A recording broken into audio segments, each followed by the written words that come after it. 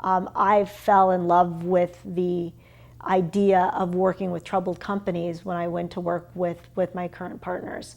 It wasn't so much a transaction that I found very exciting. In fact, that is sort of the easy part of getting everyone in a room and negotiating terms. What is exciting to me is seeing a company or a series of companies or an industry that's facing problems where no one really can see that solution, figuring it out, working tirelessly with other stakeholders who also have that same goal of fixing this business and seeing it succeed. And that is really what sort of drives my passion.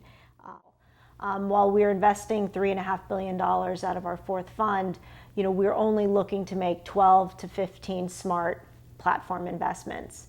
And so we have to be very strategic and very careful about where we're putting our money. In an environment like the one we're in today, where we're seeing, really high prices for companies that, really we don't think deserve those types of valuations, we're being very careful to avoid overpaying for a business and really having to create our own sunshine and finding deals ourselves and making deals where there isn't sort of an auction process. And I think Expera Specialty Paper is a great example of that.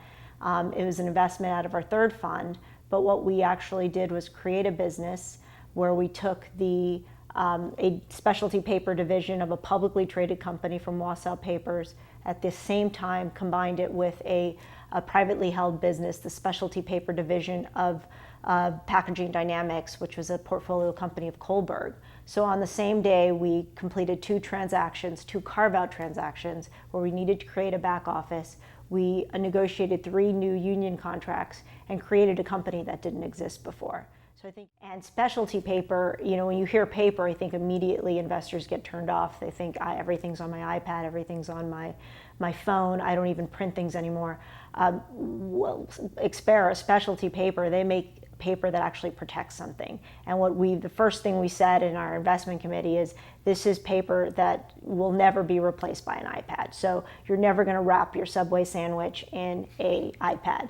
So it's paper that absolutely has a reason to exist.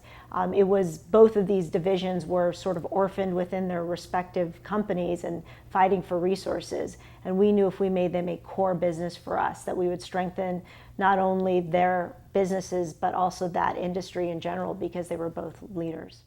Our firm has invested across many different industries and some that may not seem very correlated, like beer, Waterford Wedgwood. We've made investments in paper, steel companies. Wapaco is the largest iron foundry. And the common theme through all of these businesses are companies that actually make something at the end of the day. And where we add our value for investors is by transforming the operations of a business. And so creating value through reducing costs, through making sure that we have the right commercial strategy in place, and really helping our companies become better every day. For a woman to be successful in private equity, I really think it's just obviously a passion for what you're doing. And we have recruited a lot more women to our firm.